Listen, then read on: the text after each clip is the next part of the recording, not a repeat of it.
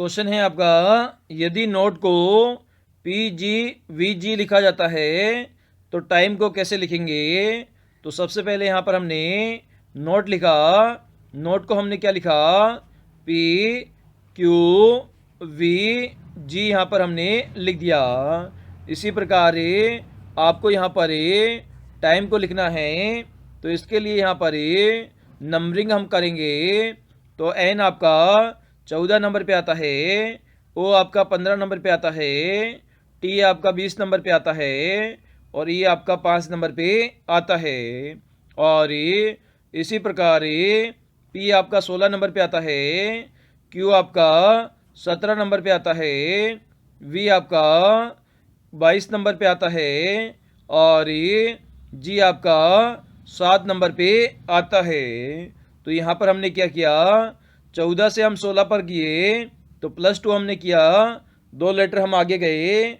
15 से हम 17 पर गए तो यहाँ पर भी 2 लेटर आगे गए। 20 से हम 22 पर गए तो यहाँ पर भी 2 लेटर आगे गए। इसी प्रकार 5 से 7 पर गए तो यहाँ पर भी हम 2 लेटर आगे गए। तो T आपका 20 पे आता है, I आपका 9 पे आता है, M 13 पर और E 5 पर आता है। तो प्रत्येक में 2-2 लेटर हमें आगे जाना है। तो यहाँ पर 20 से हम 2 लेटर आगे गए, 22 पर पहुँच गए और 22 पर क्या आता है आपका, V आता है। I आपका 9 पे आता है, 9 से 2 लेटर आगे 11 पर जाना है। तो 11 पर क्या आता है आपका, K आता है। इसी प्रकार M में 2 लेटर आगे जाना है, तो 13 से 15 पर जाएंगे, 15 पर क्या आता है, O आता है। इसी प्रकार E से 2 लेटर आगे जाएंगे तो 7 हो जाएगा और 7 पर क्या आता है, G आता है। तो VKOG बन जाएगा, जो कि आपको ऑप्शन नंबर C में गिवन है। तो C हमारा दिए गए क्वेश्चन का आंसर हो जाता है। क्वेश्चन है आपका, यदि अप्रैल माह में 5 सोमवार है तो 30 अप्रैल को कौन सा वार होगा, ये आपको फाइंड आउट करना है। तो अप्रैल जो महीना होता है उसमें दिनों की संख्या कितनी होती है, आपकी 30 होती है। 30 इसमें दिन होते हैं। तो सबसे पहले हमने माना 1 तारीख को कौन सा वार है, आपका सोमवार है। उसके बाद में इसमें 7 हमने जोड़ा तो 8 तारीख पर पहुंच गए। 8 तारीख को कौन सा वार है, सोमवार है। फिर से हमने 7 जोड़ा तो हम कितनी तारीख पर पहुंच गए, 15 तारीख पर पहुंच गए। और 15 तारीख को कौन सा वार हो जाएगा, सोमवार हो जाएगा।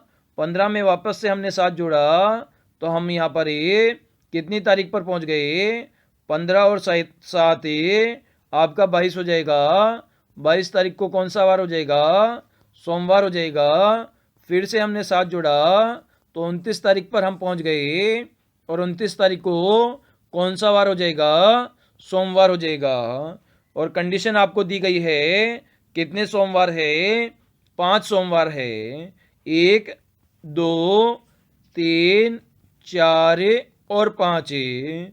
तो 5 यहाँ पर हमने सोमवार बना दिए, पहली कंडीशन आपकी फुलफिल कर दी।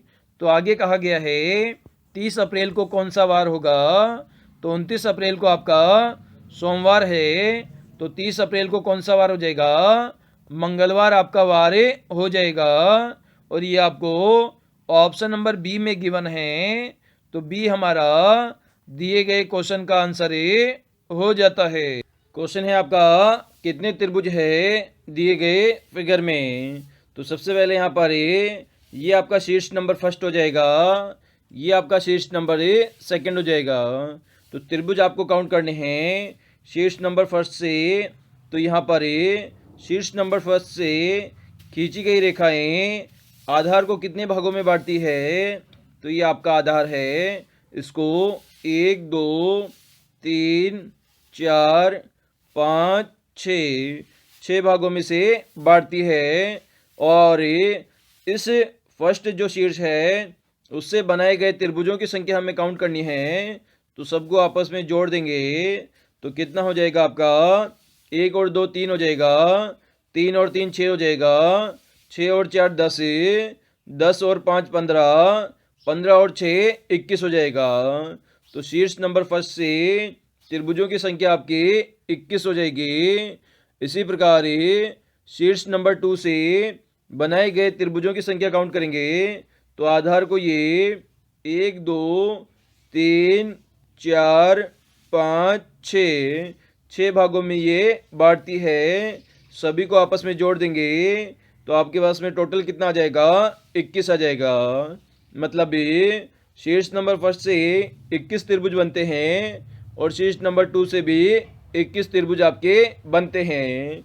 लेकिन यहाँ पर ये आपका एक आधार और बीच में जनरेट हो रहा है, इससे कितने त्रिभुज बनेंगे, तो इससे आपका त्रिभुज नंबर फर्स्ट, ये आपका त्रिभुज नंबर सेकंड और ये त्रिभुज नंबर थर्ड। तो इससे कितने त्रिभुज बन जाएंगे, ऊपर की ओर 3 त्रिभुज आपके एक्स्ट्रा बन जाएंगे। इसी प्रकार नीचे भी यहाँ पर 1 2 और 3 ये आपके त्रिभुज बन जाएंगे। क्योंकि आपका ये बेस हो गया, इससे हम लाइन ऐसे खींचेंगे तो आपका एक त्रिभुज ऐसे बन जाएगा, सिमिलर एक त्रिभुज ऐसे बनेगा और ये सबसे ऊपर वाला त्रिभुज ऐसे बन जाएगा। तो ये जो आधार है उससे 3 त्रिभुज और एक्स्ट्रा बन गए, 3 आपके ऊपर बने, 3 आपके नीचे बने। तो 21 तो हमारे शीर्षों के कारण बने और 3 त्रिभुज हमारे आधार के कारण बने। तो टोटल त्रिभुज कितने हो गए, 21 दूना 42, 42 3 45 और 45 3 48।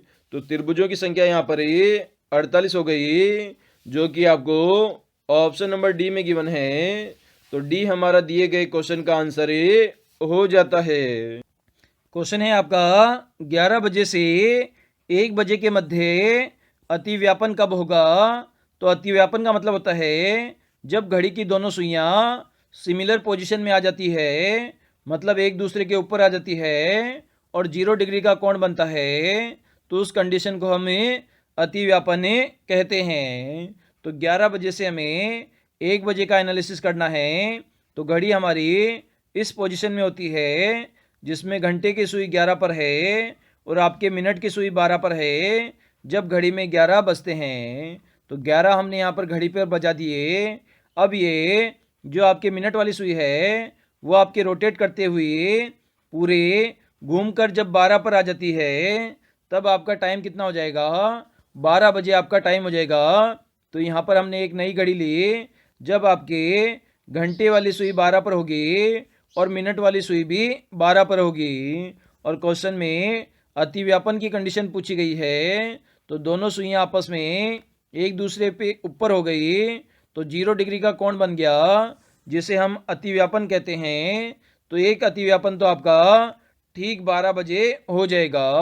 उसके बाद में मिनट की सुई यहाँ पर स्टार्ट हो जाएगी और मिनट की सुई वापस आपका 12 पर आएगी, लेकिन घंटे वाली सुई 1 पर चली जाएगी। तो 1 बजे कोई भी अतिव्यापन नहीं होगा और 11 बजे से हमें स्टार्ट करना है, तो ठीक 12 बजे आपका अतिव्यापन होगा। ऑप्शन नंबर ए यहाँ पर हमारा करेक्ट आंसर हो जाएगा।